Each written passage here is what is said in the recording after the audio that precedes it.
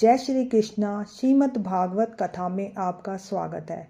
आज हम एक नई कथा महाराज रंती देव 9वें स्कंद से लेकर आए हैं।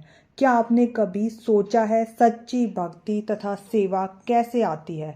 श्रीमद् भागवतम में एक ऐसी प्रेरणादायक कथा है रंती देव की। 48 दिनों तक भूखे रहने के बाद भी उन्होंने अपने हिस्से का भोजन और पानी जरूरतमंदों को दे दिया। क्यों? क्योंकि उनके लिए दूसरों का सुख ही असली पूजा थी। आइए जानते हैं रंती देव महाराज की अद्भुत कथा और उससे मिलने वाली गहरी शिक्षा। महाराज रंती देव महाराज भरद्वाज के बाद चौथी पीढ़ी में महाराज रंती देव का जन्म हुआ। उनकी ख्याति मनुष्यों के साथ साथ देवताओं के समाज में भी फैली हुई थी।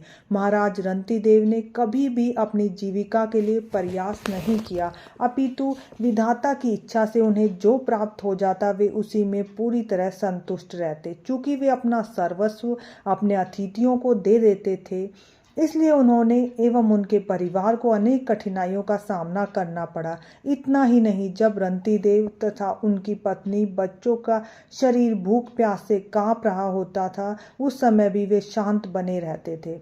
एक दिन 48 दिनों तक उपवास करने के बाद रंती देव को दूध और घी में बना हुआ थोड़ा भोजन और जल प्राप्त हुआ, परंतु जैसे ही वे अपने परिवारजनों के साथ उसे खाने जा रहे थे, द्वार पर एक ब्राह्मण अतिथि आ गया। चूंकि महाराज रंती देव सर्वत्र प्रत्येक व्यक्ति में भगवान के दर्शन करते थे, उन्होंने बड़े आदर के साथ अपने अतिथि का स्वागत किया और भोजन का एक हिस्सा उन्हें दे दिया। उसे खाकर वे ब्राह्मण वहां से लौट गए।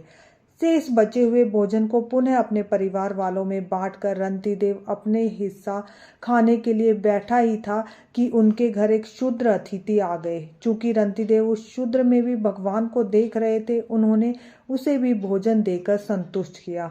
उस शूद्र के जाने के बाद जैसे ही रंती देव पुनः भोजन के लिए बैठ गए, तभी एक व्यक्ति अपने कुत्ते को लेकर वहां आया।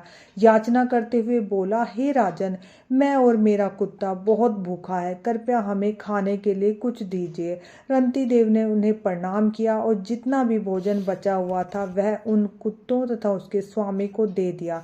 उसके बाद चले जाने के बाद राजा ने देखा अब थोड़ा सा जल ही शेष बचा है, और वह भी उतना ही कि एक व्यक्ति की प्यास बुझ सके। जैसे ही वे उसे पीने जा रहे थे कि द्वार पर एक चंडाल की आवाज सुनाई दी, हे राजन, यद्यपि मेरा जन्म एक नीच परिवार में हुआ है, कृपया मेरी प्यास बुझाने के लिए मुझे थोड़ा सा जल दे दो। उसके थके मांदे चंडाल के दीन वचनों को सुनकर रंती देव का हृदय विदीर्ण हो गया। उन्होंने अमृतमय वचन बोलते हुए उत्तर दिया, मैं भगवान में अष्टसिद्धियों की कामना नहीं करता और न ही जन्म मृत्यु के बारंबार चक्र से मुक्त होने की मेरी कोई इच्छा है। मैं इस संसार में दुख भोग रहे जीवों के बीच रहना चाहता हूँ। मेरी यही कामना है कि मुझे उनके सारे दुख मिल जाएं, वे सब सुख से रहें।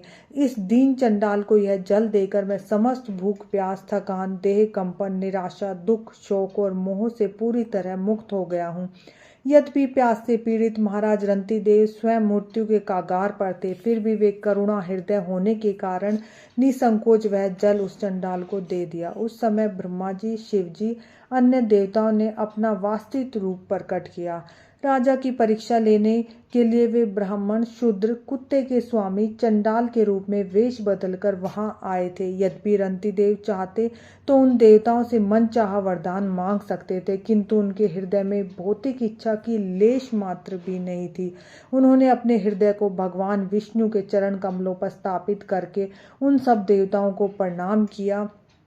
महाराज रंती देव जैसे वैष्णव द्वारा स्थापित आदर्श का अनुगमन करते हुए उनके मंत्री, मित्र, परिवारजन और प्रजा भी भगवान की महान भक्त बन गई। तो महाराज रंती देव के जीवन से हम यह सीख सकते हैं कि वो त्याग और करुणा का अवतार थे। अपनी सुविधाओं से पहले वो दूसरों का ध्यान रखते थे, उनके अंदर पूरी तरह संतोष था। तो हमें भी इसी तरीके से अपनी जो भी भगवान के द्वारा वस्तु मिले संतोष रखना चाहिए, उसी में खुश रहना चाहिए। और निस्वार्थ सेवा, यानी सेवा तभी सच्ची होती है जब उसमें कुछ भी उम्मीद ना हो। और महाराज रंती देव का ईश्वर पर पूरा विश्वास था, उनके अंदर सेवा भाव था। तो हमें क्या करना चाहिए? हमें अपने रोजमर्रा की जिंदगी में जरूरतमंदों की मदद करनी चाहिए, ईश्वर के प्रति कृतज्ञता का भाव रखना चाहिए और दूसरों को प्राथमिकता देने की आदत डालनी चाहिए, भले ही हमें थोड़ा सा त्याग क्यों ना करना पड़े। कठिनाइयों में भी धैर्य और विश्वास बनाए रखना चाहिए। रंती देव की तरह हम भी अगर त्याग, करुणा और भगवान में विश्वास को जीवन में अपनाएं तो जीवन सफल हो जाएगा। अगर आपको यह कथा अच्छी लगी हो तो इसे औरों तक जरूर पहुंचाएं और ऐसे ही प्रेरणादायक प्रसंग सुनने के लिए हमारे चैनल को सब्सक्राइब करना ना भूलें। हरे कृष्णा।